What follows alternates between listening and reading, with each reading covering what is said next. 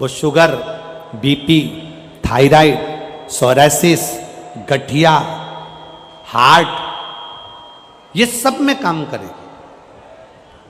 तो लोग हंसते थे, बहुत कमेंट्स करते थे, बहुत आड़ा टेढ़ा बोलते थे, बहुत बोलते थे। शंकर भगवान पर चढ़ा हुआ बेलपत्र खिला रहे हो, शिव जी पर चढ़ी हुई तो कोई वस्तु नहीं खाना चाहिए, शंकर भगवान पर चढ़ा हुआ कोई सामान नहीं लेना चाहिए। बहुत कमेंट्स करते थे लोग, आप शब्द बोलते थे, ताने देते थे, गालियां देते थे। आज भी दुनिया के कई लोग ऐसे हैं कि आज भी बोलने में पीछे नहीं हटते। तो हमारा निवेदन, धीरे धीरे लोगों ने इस बेलपत्र को खाना चालू करा, शुगर, बीपी, थायराइड सब उनका ठीक होना चालू हुआ।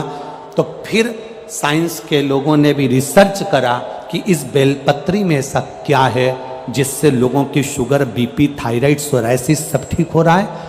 तब मालूम पड़ा कि एक बेलपत्री में वो तत्व छुपा हुआ है जो हमारे शुगर के अंदर के सारे तत्वों को समाप्त कर कर शुगर को लेवल में लाकर खड़ा कर देता है और बीपी को लेवल में लेकर आ जाता है। एक बेलपत्र, एक बेलपत्र।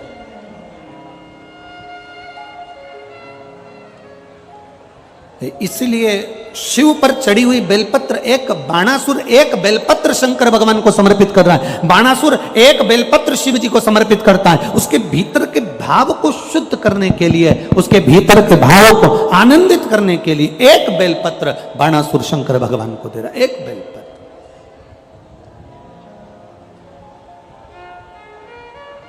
फिर निवेदन करेंगे, आपके पास में बेलपत्र नहीं है, मंदिर चले गए हो, बेलपत्र नहीं आपके पास में, मंदिर में जो बेलपत्र चढ़ी हुई हो उसको उठा लो, धो लो, बाबा से विनती कर कर वही बेलपत्र देवाधिदेव महादेव को वापिस समर्पित कर दो, शिव से स्वीकार कर लेंगे, शंकर से।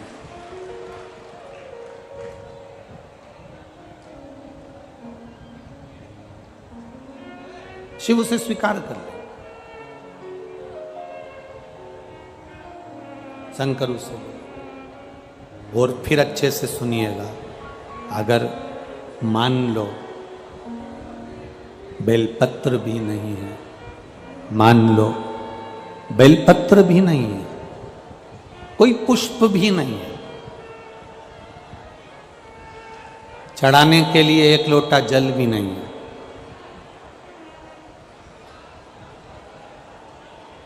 पूजन का कोई सामान तुम्हारे पास में नहीं है, तब एक काम करना, बाबा के मंदिर में जाकर थोड़ी सफाई करना, थोड़ा साफ कर देना मंदिर। बहुत सारे दिए लगे हों तो दिए को उठाकर एक साइड रख देना।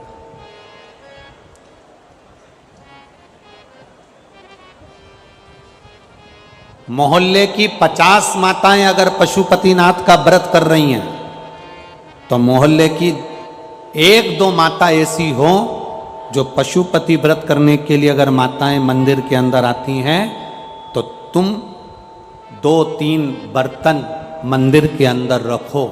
कोई प्रसाद रख कर गया है उसको उठाकर बर्तन में खाली करो और शाम के समय आरती के बाद सारा प्रसाद बच्चों को, बड़ों को, जिसको बांट सकते, जिसका व्रत ना हो पशुपतिनाथ।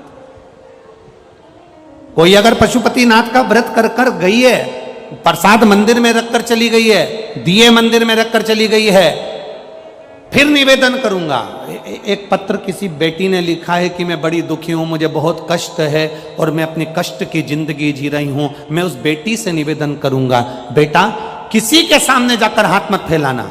तो पशुपतिनाथ के व्रत अगर कोई माताएं कर कर जा रही हैं, कोई लोग कर कर जा रहे हैं, वहां दिए छोड़कर चले गए, प्रसाद छोड़कर चले गए, तो उन्हीं को संभाल कर एक साइड रख, उस प्रसाद को उठाकर मंदिर में अगर पुजारी हो तो बात दूसरी है, नहीं तो तुम सेवा कर रहे हो, उठाकर किसी भूखे को खिलाना चालू कर दे।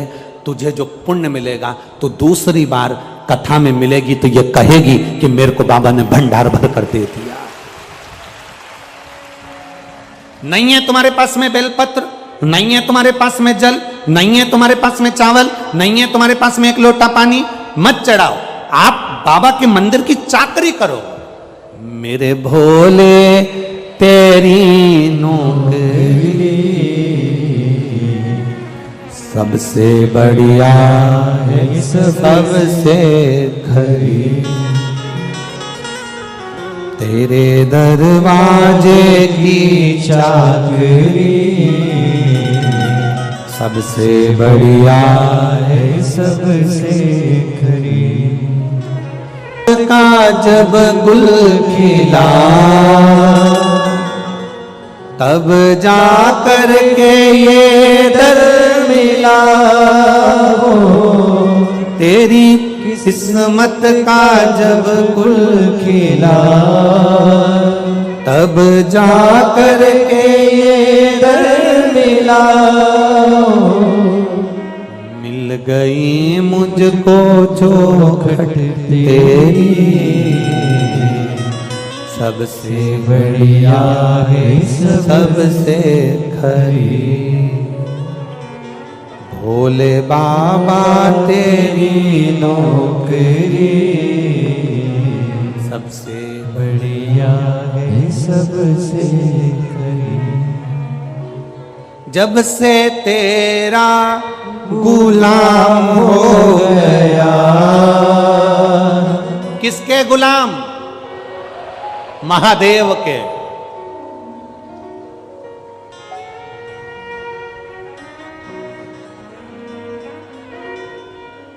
बहुत सारी कथाएं तो हम व्यासपीठ से कहना नहीं चाहते, नहीं तो कह देना तो लोगों को बड़ा बुरा लग जाता।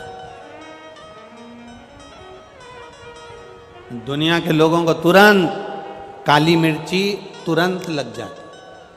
जितनी बार हम अभिषेक करवाते हैं उतनी बार काली मिर्ची तो लगती लगती है लोगों को, पर अलग से भी लग जाती है। इस चक्कर में हम बहुत सारी बातें तो कहते नहीं हैं, हम बहुत सी चीज़ें नहीं कहते।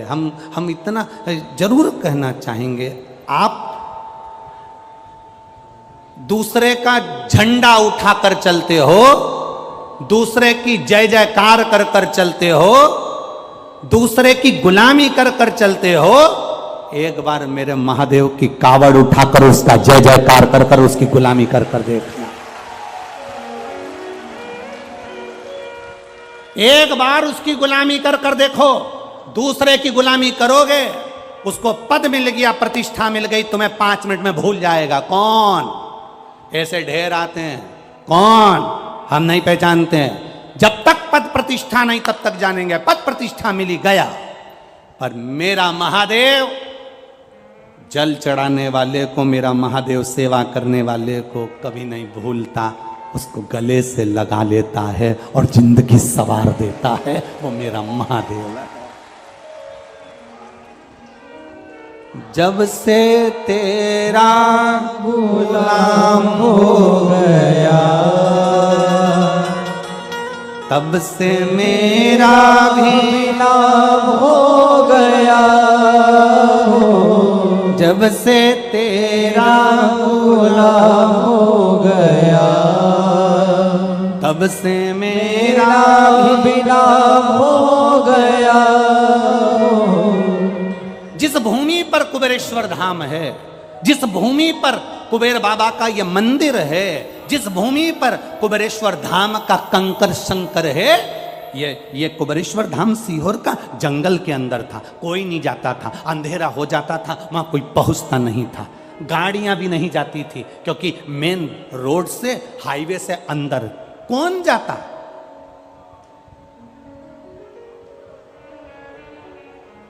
ये शरीर बाबा बुलाता, वहां सांपों ही सांपों का ढेर रहता, सांप बहुत रहते कंकर शंकर की धरा पर, सांपों का क्रम। अब वहां जाते, सेवा करते, झाड़ू लगा लेते, थोड़ा सा पोछा लगा लेते, थोड़ी सी सेवा चाकरी कर देते। कंकर बहुत थे, उसी में सर्प घूमते थे, तो मन में आता था कि ये कंकर में सांप जब चलते होंगे तो उनको रगड़ लगती होगी, इसलिए कंकर को बीन कर एक साइड रख देते थे।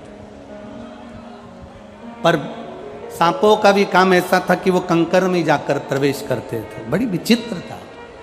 उस समय कोई नहीं आता था, जंगल क्षेत्र, कोई कौन पहुंचे। एक कुआं बाबा का वहां कंकर, और उसी कंकर की सफाई, आराधना, चाकरी, सेवा करते करते जब से तेरा गुलाम हो गया, हमने सोचा भी नहीं था कि बाबा हाथ पकड़कर मैनपुरी तक लेकर आ जाएगा, इतने कथाओं का आनंद करा देगा, ये सोचा नहीं। उसकी गुलामी करी है, और करो। ठाठ से कहना, अगर कोई तुमसे पूछे किसके गुलाम हो, किसके नौकर हो, किसकी नौकरी करते हो, तब छाती ठोक कर कहना, मेरे काल अधिपति महाकाल की नौकरी करता हूं, मेरे कुबेर भंडारी की नौकरी करता हूं, मेरे कुबेरेश्वर धाम की नौकरी करता हूं, उसकी चाकरी करता हूं, उसकी सेवा करता हूं।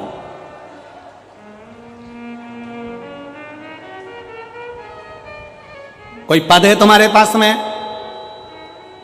पद है, पद का मतलब होता है चरण। कोई पद है तुम्हारे पास में? कोई पीठाधीश, मठाधीश, कोई छो तुम, तुम्हारे पास में कोई पद है? उसने कह देना मेरे पास में 2 नहीं, मेरे पास 2 नहीं, मेरे पास तो 8 पद रखे हैं। 2 मेरे भोलेनाथ के, 2 मेरी माता पार्वती के, 2 मेरे गणेश जी के, 2 मेरे सदानंद कार्तिकेय के, 8 पद मेरे पास में है। और जिसके पास में शंकर भगवान के पद होते हैं, उसको पद की जरूरत नहीं पड़ती, उसकी प्रतिष्ठा खुद बढ़ती है। पद नहीं, प्रतिष्ठा बढ़ना चालू हो जाती है। कालाधिपति के चरण पकड़े हैं जिसने, शंकर के चरण पकड़े हैं जिसने, जब से तेरा गुलाम हो गया, तब से मेरा भी नाम हो गया, जब से तेरा गुलाम हो गया, तब से मेरा भी नाम हो गया। वरना औकात क्या थी मेरी, वरना औकात क्या थी मेरी, सबसे बढ़िया है सबसे खरी। क्या औकात थी? बाणासुर के पास में था क्या? लंका के राजा रावण के पास था क्या? भस्मासुर के पास था क्या? अंधकासुर के पास था क्या? क्या था? ऐसा कौन है? कोई अगर कह दे कि मुझे शंकर ने नहीं दिया, एक 33 कोटि देवी देवताओं में से एक एक देवता ढूंढ कर लेकर आना, और एक देवता का भी नाम बता देना कि जिसको शंकर ने नहीं दिया,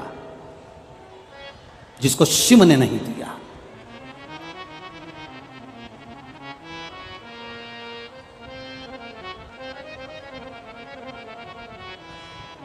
राजा अच के घर में दशरथ जैसे बेटे दिए, राजा दशरथ के घर में राम जैसा बेटा दिया, राजा राम के घर में लवकुश जैसे बेटे दिए। ये उसकी ही तो कृपा है, और कौन देता? भगवान कृष्ण के घर में 1,77,186 बच्चे दिए, ये उसी की तो कृपा है, कौन देता?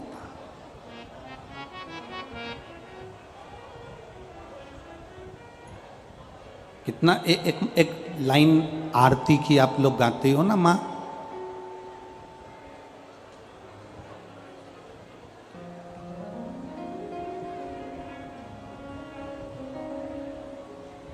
सतियों के सत को सवारता भी वही है, दुनिया की गोदी में संतान देता भी वही है।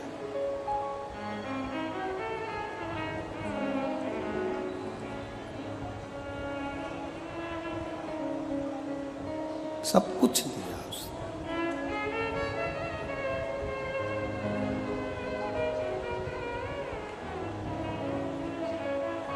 मेरे भोले तेरा सहारा राहे, मेरे भोले तेरा सहारा है, मेरी नैया का तू किनारा है, मेरी नैया का तू किनारा है। उसके सहारे हम, बाणासुर ने एक बेलपत्र समर्पित कर कर कर शंकर भगवान से वर प्राप्त कर लिया था कि मुझे हजारों भुजाएं दे दो, राजसी ठाट दे दो, वैभव दे दो, सत्ता दे दो, सब कुछ बाणासुर को मिल गया था, सब कुछ। क्या नहीं दिया मेरे शिव जी ने, क्या नहीं प्रदान करा मेरे भोलेनाथ ने, सब दे दिया। सबसे जल्दी राजी होने वाला देवता एक ही तो है, शंकर भगवान। एक लोटा पानी चढ़ाओ, 3 बार ताली बजाओ, बम बम बोलो, राजी। दक्ष प्रजापति ससुर, सिर कट गया, फिर काय का सिर लगा, जम के बोलो जरा, बकरे का। अब तुम्हारे यहां से सिर कटा और उस पे बकरा का मुंह लगा दो, तो बकरा हिंदी बोलेगा, अंग्रेजी बोलेगा कि संस्कृत बोलेगा? बकरा तो एक ही चीज बोलता है, अब बकरा जैसे ही बोला, बकरे, दक्ष प्रजापति को सिर लगा था बकरे का। अपने जमाई की, शिव की स्तुति कैसे करे? तो बकरा हिंदी नहीं बोल पाया, संस्कृत नहीं बोल पाया, अंग्रेजी नहीं बोल पाया, मराठी गुजराती नहीं बोल पाया, बस मुंह से बोला। शंकर जी इतने खुश हो गए, मेरा ससुर कितनी अच्छी स्तुति कर रहा है, मेरा ससुर इतनी जोरदार स्तुति कर रहा है। शंकर भगवान ने उसी समय अपने ससुर के सामने दर्शन दे दिया। ससुर के सामने जिस दिन बकरे ने बब बोला और शिव जी प्रसन्न हुए, शंकर भगवान ने उसी दिन कह दिया, सुनो दक्ष प्रजापति, तुमने बकरे का मुख लगने के बाद भी मेरी स्तुति करी है, जो मेरे मंदिर में आकर बम बम बोलेगा, समझ लूंगा कि मेरा ससुर आया है और उसको भंडार भर दूंगा। अब जितने भी मंदिर में जाते हैं वो चिल्ला चिल्ला कर कहते हैं बम बम भोले, तो शंकर भगवान समझ जाते हैं मेरा ससुर आया है। अब कई माताएं भी बोलती है बम बम भोले, तो शंकर भगवान समझ जाते हैं कि सास भी साथ में आई। उसमें मेरा वो गर्दनी तो रिश्ते बनाने में नंबर 1, संबंध अच्छे। अब तुम्हारा और शंकर जी का रिश्ता कौन सा हो गया? ससुर और दामाद का। बोलो सही है गलत है? भगवान से रिश्ता बहुत करीब का बनाकर रखना, बहुत करीब का। जिस विधायक जी से मिलना है, सांसद जी से मिलना है, मंत्री जी से मिलना है, मुख्यमंत्री जी से मिलना है, प्रधानमंत्री जी से मिलना है, राष्ट्रपति जी से मिलना है, अध्यक्ष जी से मिलना है, इससे मिलना है, तो उसके करीबी, उसका करीबी।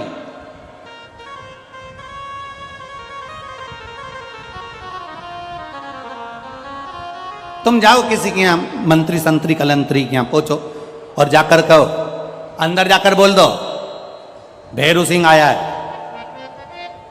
दरवाजे पे जितने लोग खड़े होंगे ना, वो भेरू सिंह के बाहर निकाल के सिंदूर चढ़ा देंगे। चलो निकलो बाहर, निकल जाओ यहां से बाहर। अरे जाकर तो बोलो भेरू सिंह आया है। अब मंत्री जी को भी कह दिया साहब कि भेरू सिंह आया है। मंत्री जी के ऐसा भेरू तो ना जाने कितना है, निकल बाहर। अब इतने में जाते से कह दिया, जाकर कहो मंत्री जी से, जाकर कहो मंत्री जी से कि तुम्हारी साला आया है। साला मंत्री लिया, अंदर लिया, जल्दी जा अंदर लेके आ उसको। जाकर कह दो मामा जी का छोरा आया है, अंदर लेके आ। मौसी का बेटा आया, अंदर लेकर आ। रिश्ता बना है ना, इसलिए उसको अंदर बुलाना पड़ेगा। तुम मेरे महादेव से बाप बेटी का, बहन भाई का, माता पिता का एक रिश्ता ऐसा बना लो कि बाबा भी कह दे इसको कुबेर का भंडार दे दे, ला अंदर ला इसको अंदर। संबंध ऐसा बनाना, रिश्तेदारी अच्छी बनाओगे। रिश्तेदारी अगर अच्छी है तो नहीं तो मालूम पड़े तुम अगर आपकी अगर रिश्तेदारी दमदार नहीं है तो फिर तो तुम यहाँ बाहर खड़े होके चिल्लाते रहो, साहब अंदर जाके बोलो कि हम आए, हम अंदर जाके बोलो हम आए। कौन बोला?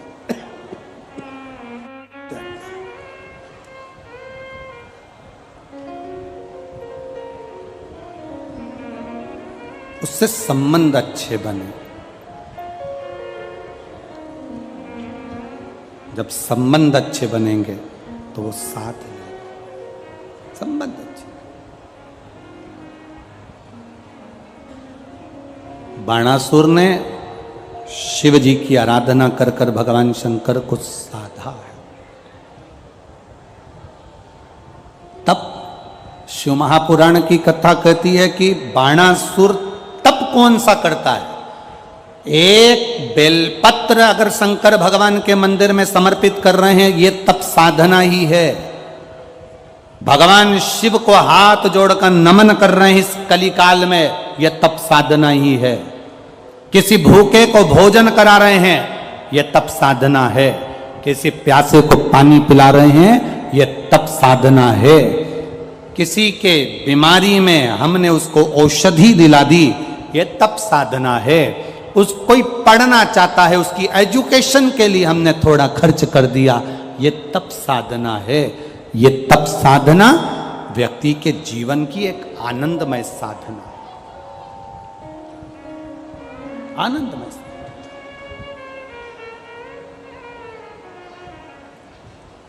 ये कथा जब पूरी हो जाएगी, आज 28 तारीख को यहाँ आज कथा पूरी होगी। 2 दिन के बाद में 1 तारीख से फिर वो कथा तिल्दा नेवरा छत्तीसगढ़ में प्रारंभ हो जाएगी। इस कथा का नाम है तप, शिव महापुराण की कथा। वहां जो कथा होगी उसका नाम है कावड़, शिव महापुराण की कथा। उस कथा में हमें यह समझना है कि परशुराम भगवान ने कावड़ उठाई, भगवान विष्णु ने कावड़ उठाई, भगवान ब्रह्मा ने कावड़ उठाई, पार्वती जी ने कावड़ उठाई, षणानंद कार्तिकेय जी ने कावड़ उठाई, गणेश जी ने कावड़ उठाई, श्री हनुमंत लाल जी ने कावड़ उठाई, श्री राम जी ने कावड़ उठाई, भगवान कृष्ण ने कावड़ उठाई। उस कावड़ शिव महापुराण की कथा में हमें यह जानना है कि देवताओं ने जो कावड़ उठाई थी, स्वयं मनु और शत्रुपा ने कावड़ उठाई। उस कावड़ का महत्व क्या है? जो उसमें बांस बांधा जाता है, उस बांस का महत्व क्या है? उसमें 2 कलश लोटे बनते हैं, उसका महत्व क्या है? कावड़ लेकर जाने वाले के घर में क्या कर देना चाहिए जब कावड़ लेने जाए कि उसके घर में जिंदगी में कभी संपदा की कमी ना आए? आज वो कावड़ का महत्व क्या है? की शिव महापुराण कथा फाल्गुन की सृष्टि में लोग उठाए और चल दिए कावड़ लेकर, वो नहीं, घर में ऐसी क्या चीज रखकर जाएगा कि आते से ही कावड़ का थोड़ा सा जल बचा हुआ उस पर डालेगा, तो वो सिद्धता से कम नहीं है। तो 10 किलोमीटर, 25 किलोमीटर, 50 किलोमीटर, 100 किलोमीटर चलकर गया है, चढ़ाया जल, उस जल में से थोड़ा सा जल बचाकर जो तू लाया है, वो जल किस जगह पर डलना चाहिए जिससे हमारे घर में जिंदगी में कभी धन संपदा की कमी ना आए, वैभव की कमी ना आए। वो कावड़ का महत्व समझे तो लोग। बस उठाया, मम्मी कावड़ लेकर जा रहा हूं, पापा कावड़ लेकर जा रहा हूं, उन्होंने भेज दिया, जाओ, मना नहीं। पर उसमें से बचा हुआ जल, एक अंश, एक चम्मच भी जल लेकर आए हो, तो वो जल किस जगह पर चढ़ना चाहिए जिससे उस कावड़, तुम 100 कदम, 100 किलोमीटर, 50 किलोमीटर, 150 किलोमीटर, 200 किलोमीटर चल के जा रहे हो, वो क्या तुम्हारे पास में होना चाहिए? किस जगह पर?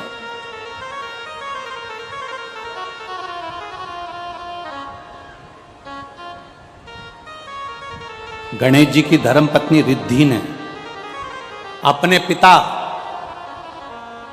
विश्वरूप जी से कहकर पहली बार जब कावड़ उठाई थी, तो रिद्धि ने उस कावड़ से क्या क्या नहीं पाया था, क्या केवल अपन लोग कह देते भगवान हमें रिद्धि सिद्धि देना, तो रिद्धि को इतना सारा बल कहां से मिला? शुभ और लाभ को इतना बल कहां से मिला? उसको हमें जानना है। इसलिए उस कथा का नाम कावड़ शिव महापुराण की कथा रखी, जो 2 बजे से 5 बजे तक है। उसको समझिए, जीवन में उसको समझ लो। लंकाधिपति रावण ने तप करा, बाणासुर ने एक बेलपत्र चढ़ाकर तप साधना का बल बढ़ाया है, अपने तप साधना को बढ़ाने का प्रयास किया बाणासुर। और बड़े तप महाराज।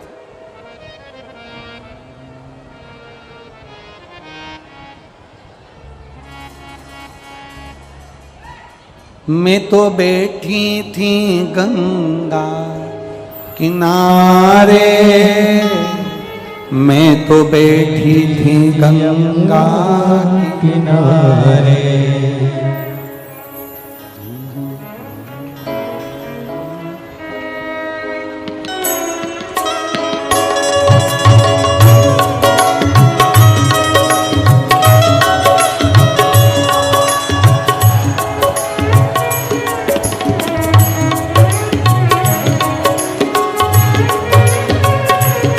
आओ से दिल तुझको दिया ओ भोलेनाथ, दिल तुझको दिया ओ भोलेनाथ, ये क्या कर दिया ओ भोलेनाथ, ये क्या कर दिया ओ भोलेनाथ, मेरे ओ भोलेनाथ, ओ भोलेनाथ, मेरे ओ भोलेनाथ, ओ भोलेनाथ, मेरे ओ भोलेनाथ, ओ भोलेनाथ, मेरे ओ भोलेनाथ, ओ भोलेनाथ, दिल तुझको दिया ओ भोलेनाथ, दिल तुझको दिया ओ भोलेनाथ, ये क्या कर दिया ओ भोलेनाथ, ये क्या कर दिया ओ भोलेनाथ।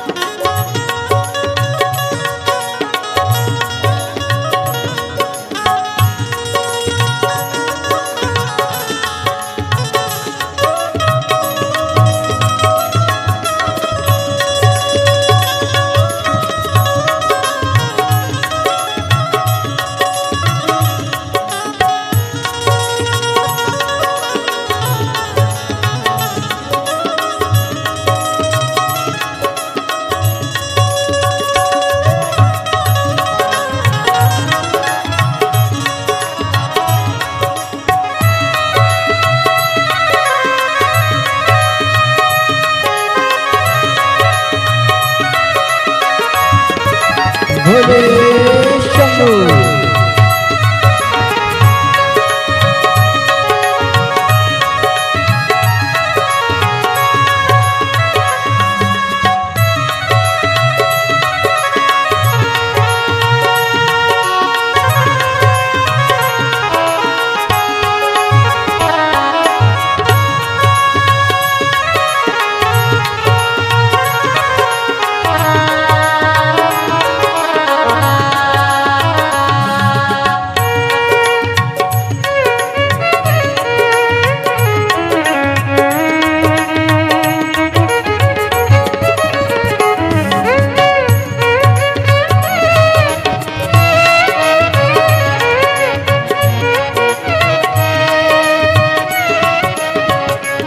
तेरे चरणों में ध्यान लगाया, तेरे चरणों में ध्यान लगाया, तेरे चरणों में ध्यान लगाया, तेरे चरणों में ध्यान लगाया। ओ तेरे चरणों में ध्यान लगाया, तेरे चरणों में ध्यान लगाया, ओ तेरे चरणों में ध्यान लगाया, तेरे चरणों में ध्यान लगाया।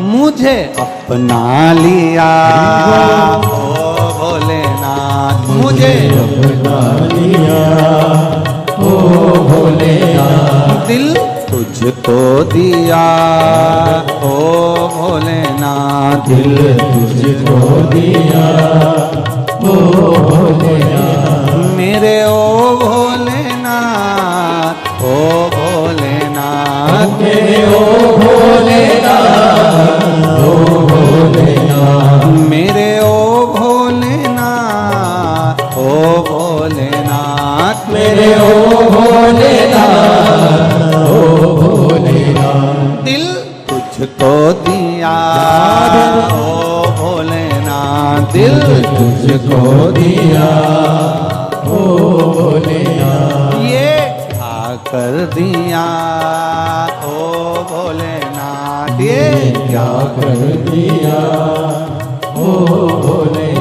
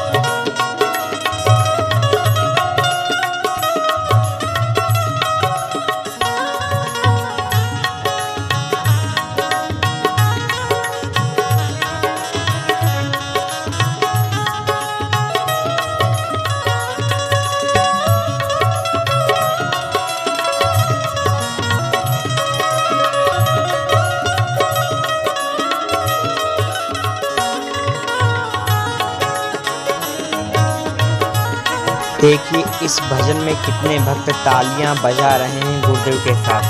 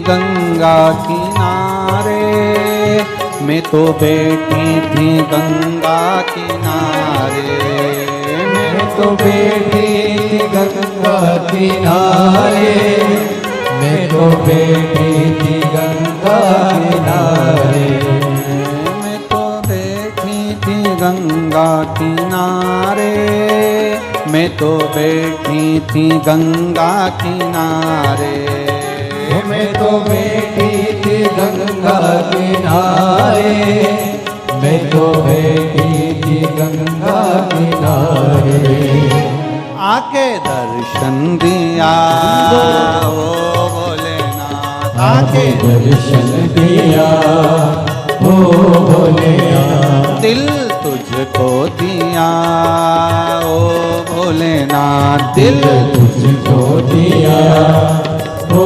भोलेनाथ, मेरे ओ भोलेनाथ, ओ भोलेनाथ, मेरे ओ भोलेनाथ, ओ भोलेनाथ, मेरे ओ भोलेनाथ, ओ भोलेनाथ, मेरे ओ भोलेनाथ, ओ भोलेनाथ, दिल तुझको दिया ओ भोलेनाथ, दिल तुझको दिया ओ भोलेनाथ, ये क्या कर दिया ओ भोलेनाथ, ये क्या कर दिया ओ भोलेनाथ, दिल तुझको दिया ओ भोलेनाथ, दिल तुझको दिया ओ भोलेनाथ, ये क्या कर दिया ओ भोलेनाथ, ये क्या कर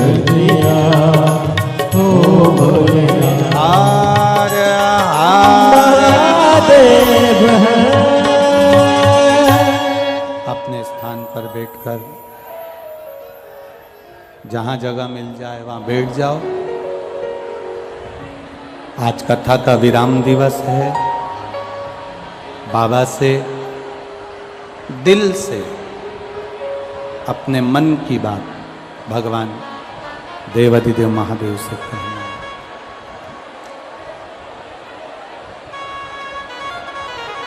भगवान शिव से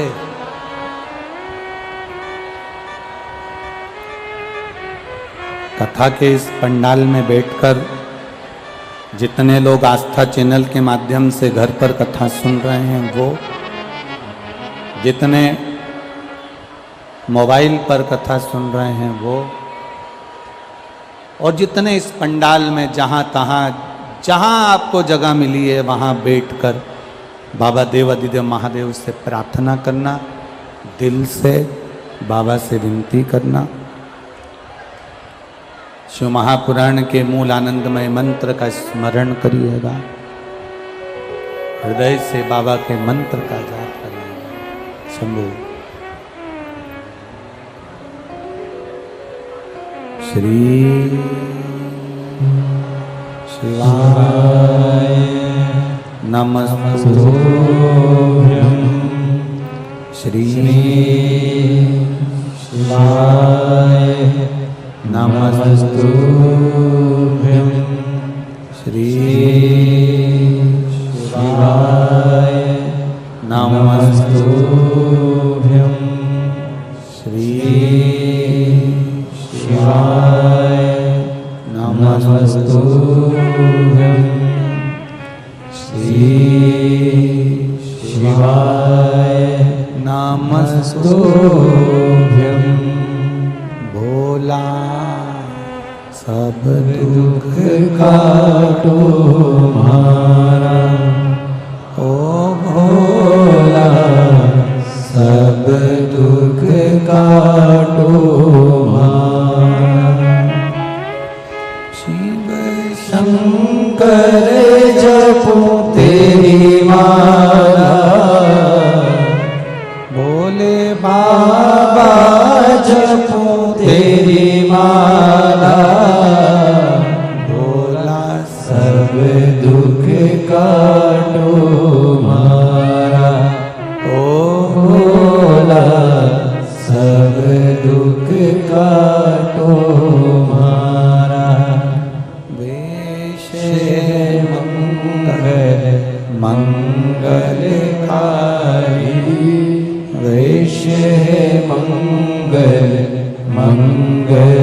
भिखारी शमशान वासी हमारा शमशान वासी हमारा भोला सब दुख काटो हमारा ओ भोला सब दुख काटो हमारा। बाबा देवादिदेव महादेव बाणासुर शिव जी से वर प्राप्त कर लिए, हजारों भुजाएं हो गई उसकी, धन वैभव सत्ता सब कुछ, गला पकड़ रहा है, धन वैभव सत्ता सब कुछ उसका हो गया। शिव जी ने बाणासुर से कहा कि तुमने इतना सब कुछ प्राप्त कर लिया, अब कुछ चाहिए तुम्हें?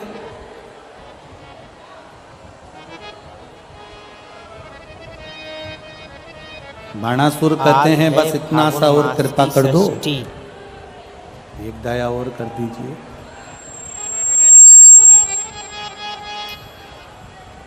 वो दया केवल इतनी सी है कि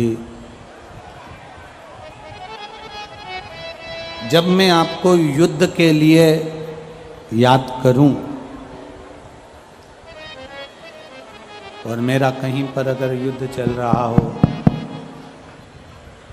मेरा कहीं पर अगर युद्ध चल रहा हो और मैं आपको याद करूं, तो आप मेरी ओर से युद्ध करने के लिए वहां पधारो। शिव जी ने कहा तथास्तु। और कुछ मांगना है? और कुछ चाहिए? एक वर और दे दो कि मैं कभी मरूं ना, मेरे कभी प्राण छूटे ही नहीं, मेरे कभी प्राण ना जाएं, मैं अजर और अमर हो जाऊं, ये वर मुझे दे दीजिए। अब देखिए,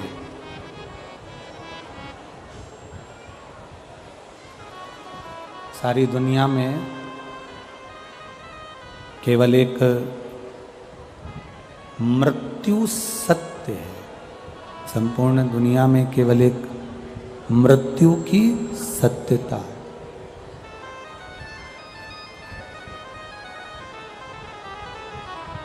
और बाणासुर कह रहे हैं कि ये मृत्यु पर मेरी विजय हो जाए, मैं अजर अमर हो जाऊं, ऐसा वर दे दो।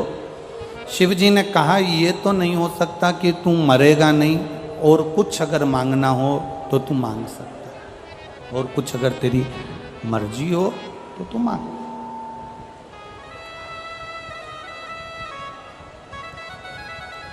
मरेगा तो ये निश्चित है कि मृत्यु निश्चित है, मौत आएगी, ये भी पक्का है। पर अगर तेरा मन कर रहा है और कुछ मांगने का तो मांग ले, तो मुझे वर दे दो, अगर मरूं तो किसी कुंवारी कन्या के हाथ से मरूं। अब एक बहुत बड़ा प्रसंग सामने आ जाता है कि भाई उसको लगा कि इतना बल तो किसी में होगा नहीं, और कन्या में तो, स्त्री में तो वैसे भी बल ना होता है, और कुंवारी रहेगी, छोटी रहेगी, तो फिर मुझे मार नहीं सकती है, फिर तो मेरा मरना निश्चित नहीं है। अगर मरूं तो कोई कुंवारी कन्या के हाथ से मरूं, कुंवारी कन्या के हाथ से मेरे प्राण जाए, ठीक है, तथास्तु। भगवान शिव ने कह दिया तथास्तु।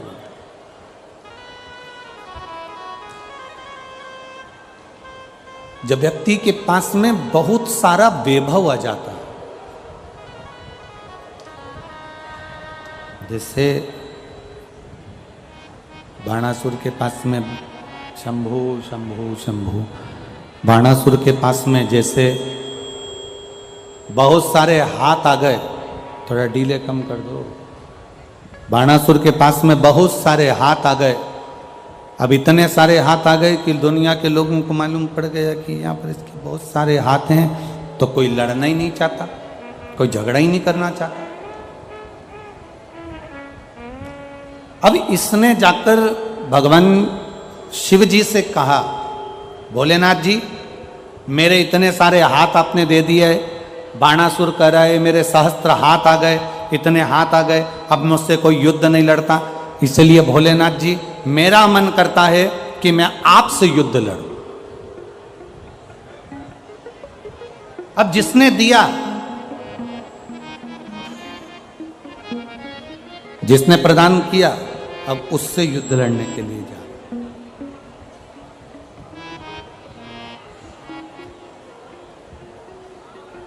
शिव जी ने मन में सोचा, पार्वती जी देख रही थी, पार्वती जी को देखते हुए बाबा भोलेनाथ जी ने कहा कि अगर पार्वती, अगर मैं इससे युद्ध लड़ता हूं ना, अगर मैं इससे युद्ध लड़ने के लिए जाऊंगा, इससे अगर मैं युद्ध लड़ूंगा और मैंने क्रोध में आकर अगर इसके हाथों को काट दिया,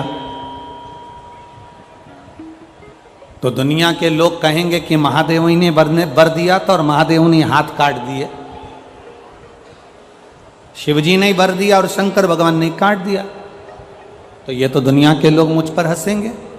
इसलिए भोलेनाथ जी ने कहा कि मैं इससे युद्ध नहीं लड़ सकता। तो शंकर भगवान ने कहा कि तुम चिंता मत करो, तुम मुझसे युद्ध लड़ने के लिए आए हो ना, टेंशन मत लो, समय आएगा, और समय आने पर जब द्वापर आएगा, द्वापर में जब भगवान कृष्ण पृथ्वी पर आएंगे, तब तुम कृष्ण से युद्ध लड़ोगे। और तुम्हारे हाथ बहुत ज्यादा हैं, तुम्हारे हाथ, तुम्हें लग रहा है कि मेरे ये हाथ बहुत सारे हैं, तो मैं, कोई मुझसे युद्ध नहीं लड़ता, भगवान कृष्ण तुमसे युद्ध लड़े। समय आया, धीरे धीरे धीरे धीरे धीरे धीरे समय निकलता चलेगा, द्वापर आ गया। भगवान कृष्ण के पौत्र अनिरुद्ध को बाणासुर की कन्या उषा ने पसंद कर लिया और उस अनिरुद्ध को अपने पास में रखा। श्रीमद् भागवत में चर्चा आती है, श्रीमद् भागवत कथा में आप श्रवण करते हैं, श्रीमद् भागवत में आप सुनते हैं, क्रोध, बाणासुर के यहां पर जो भगवान देवाधिदेव महादेव की एक ध्वजा लगी हुई थी, वो ध्वजा खंडित हो गई। बाणासुर को लग गया कि अब युद्ध होगा कृष्ण के साथ। युद्ध लड़ने के लिए भगवान कृष्ण के सामने बाणासुर पहुंचे।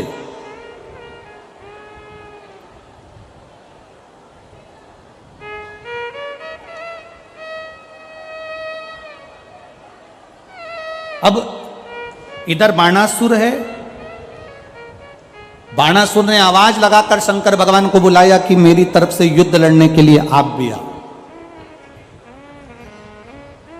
बाणासुर है, शंकर भगवान है, दोनों युद्ध लड़ने के लिए तैयार। उधर से भगवान कृष्ण, बलराम और उनकी पूरी सेना।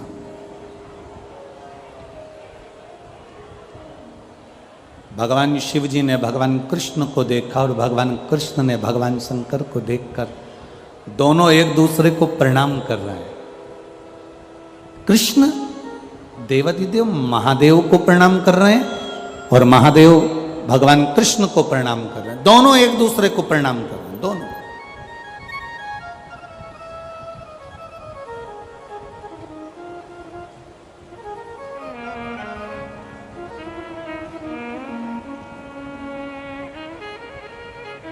भगवान कृष्ण महादेव को प्रणाम कर रहे हैं और महादेव भगवान कृष्ण को प्रणाम कर रहे हैं, दोनों प्रणाम कर रहे हैं। अब द्वारिकाधीश ने, भगवान कृष्ण ने, द्वारिकानाथ ने शंकर भगवान को देखकर विनय करी, निवेदन करा, प्रभु एक बात बताओ, मैं आपसे युद्ध कैसे लड़ सकता हूं? शंकर भगवान ने इशारा कर कर द्वारिकाधीश के रथ का ऊपर का ध्वज दिखाया।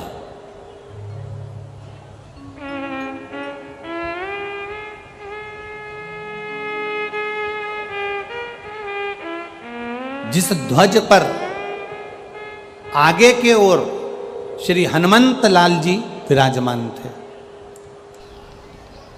गुरुदेव के मुखार बिंदु से कुबेरेश्वर धाम की शिव पुराण कथा आज सुनिएगा। जब द्वारिकाधीश आए हैं बाणासुर से लड़ने के लिए, तब रथ अर्जुन का साथ लेकर आए।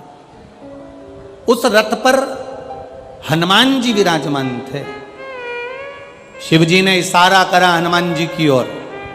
द्वारिकाधीश नीचे उतरे, हनुमान जी से हाथ जोड़कर बोले, प्रभु पधारो जरा नीचे। राम अवतार में तुमने हमारा साथ दिया, आज कृष्ण अवतार में साथ दीजिए। क्या साथ देना है? हनुमान जी ने पूछा, बताओ। द्वारिकाधीश बोले, शंकर भगवान ने बाणासुर को वर दिया था, मैं तेरी ओर से युद्ध लड़ूंगा, पर सुन बाणासुर, युद्ध के मैदान में अगर मेरा रथ खंडित हो गया तो मैं युद्ध नहीं लड़ूंगा। अगर युद्ध के मैदान में मेरा रथ खंडित हो गया तो मैं युद्ध नहीं लड़ूंगा। अब तुम्हें एक काम करना है श्री हनुमंत लाल जी, जाओ और शंकर भगवान के रथ के पहिए को खोखला कर दो। रथ का पहिया अगर खोखला हो जाएगा, रथ दौड़ेगा, टूट जाएगा। टूटा और वो टूटने के बाद में फिर मेरा देव अधिदेव महादेव इस युद्ध को नहीं लड़ेंगे। गला पकड़ रहा है, देव अधिदेव महादेव इस युद्ध को नहीं लड़ेंगे।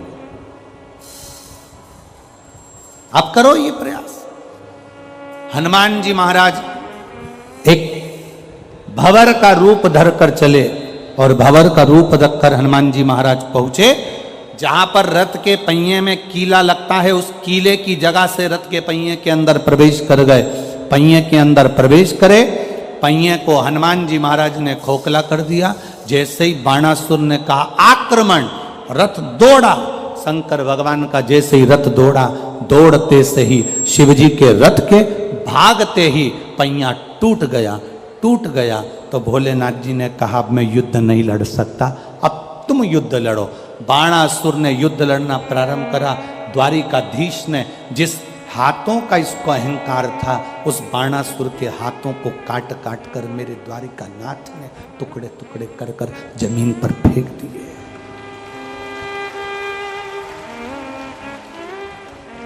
जिस अहंकार में आप अपनी जिंदगी को जियोगे,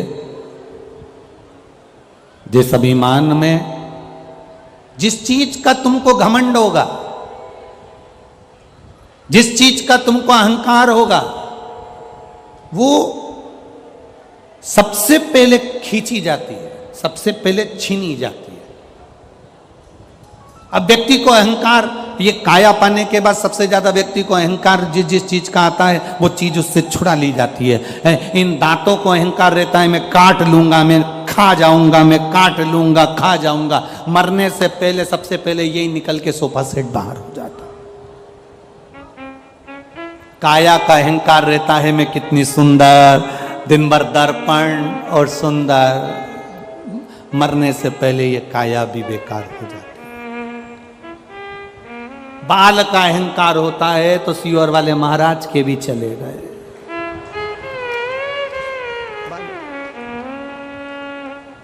जिस चीज का अहंकार करोगे वो सब चलेगा।